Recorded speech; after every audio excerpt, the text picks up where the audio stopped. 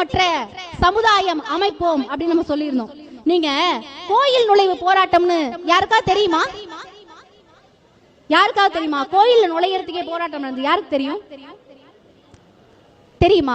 Okay. கோயில் நுழையறதுக்கு 1922 இருந்து 32 வரைக்கும் திருவண்ணாமலை, திருச்சி, ஈரோடு, சென்னைன்னு ஒரு கோவிலுக்குள்ள சாதாரண மனிதர்கள் போறதுக்கு கூட நம்ம அவ்வளவு போராட்டங்கள் பண்ணி கோயில் நுழைவு போராட்டங்கள் பண்ணோம். கேஸ் போட்டாங்க, அரெஸ்ட் பண்ணாங்க, தூக்கி உள்ள வச்சாங்க, பல வேற நடந்தது.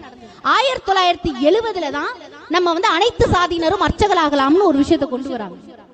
அப்ப எந்த அளவுக்கு ஒரு கொள்கை அப்படின்னு ஒரு விஷயத்த சொல்லிட்டு நம்ம போகல, அங்க நின்னு ஒரு டிக்கேடா போராடி இருக்கோம்.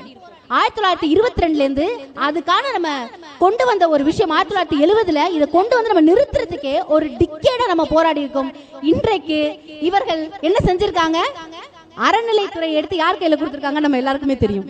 அப்ப ஒரு டிக்கேடா ஒரு சமூகத்தினரிடம் இருந்து நம்ம உள்ள நுழைகிறதுக்கு பெர்மிஷன் கேட்டு நம்ம போராடி பெற்ற ஒரு விஷயத்த ரொம்ப எளிதில் அவர் எடுத்து கொடுத்துட்டார். ஆதிக்கமற்ற சமுதாயம் அமைப்போம்னு அவர் சொல்றாரு. நீங்க யோசிச்சு பாருங்க. இன்னைக்கு விஜய் சார்